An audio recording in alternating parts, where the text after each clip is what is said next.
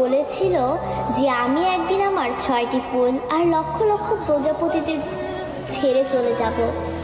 এমন একটা দিন আসবে যেদিন আর্মিদের মাঝে সকালে ঘুম থেকে উঠে আর্মিরা ফোন হাতে নিয়ে মনে পড়বে যে আজ বিটিএস এর লাস্ট কনসার্ট বা আজ তাদের ডিসব্যান্ড হওয়ার দিন। আর্মিরা আমাদের 7 রাজাকে হারাবো। সত্যিই তো বিটিএসরা আমাদের ছেড়ে চলে যাবে। এমন একটা দিন আসবে যেদিন আমাদের অনুপ্রেরণামূলক কথা বলার জন্য বা আত্মবিশ্বাসী গড়ে তোলার জন্য আলেম থাকবে না, নিজের প্রশংসা নিজে করানোর জন্য জিন থাকবে না, আমাদের স্যাড কিং সুকা থাকবে না, একটা মুচকি হাসি দিয়ে সকলকে হাসানোর জন্য যেই হোক থাকবে না, ক্যামেরার সামনে আর্মিদের সাথে ফ্লাইট করার জন্য জিমিন থাকবে না।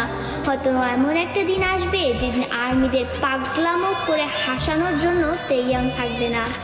হয়তো সেদিন এমনও হতে পারে বানি ইসরায়েল দিয়ে র্যাপ মনস্টার বলার জন্য জাঙ্কুক থাকবে না। সেদিন হয়তো বা বিটিএস নামক ওই ব্যান্ডটা থাকবে না। হয়তো তাদের আর কোনো গান অ্যালবাম রিলিজ হবে না। আমরা হয়তো বা আমাদের 7 রাজাকে আর কোনোদিনও ফিরে পাবো না।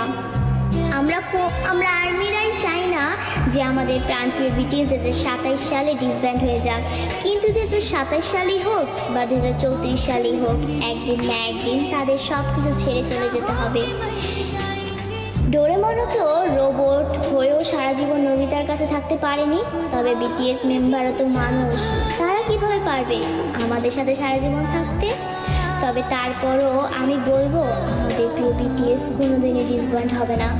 তারা আমাদের হৃদয়ের মাঝে চিরকাল থাকবে। দিন শেষে একবার আমাদের রিয়েল আর্মিদের মনে পড়বে আমাদের 7 রাজার কথা, তাদের সেই পাগলামোর কথা, তাদের সেই অনুপ্রেরণামূলক কথাগুলো, এবং এটাই হচ্ছে রিয়েলিটি।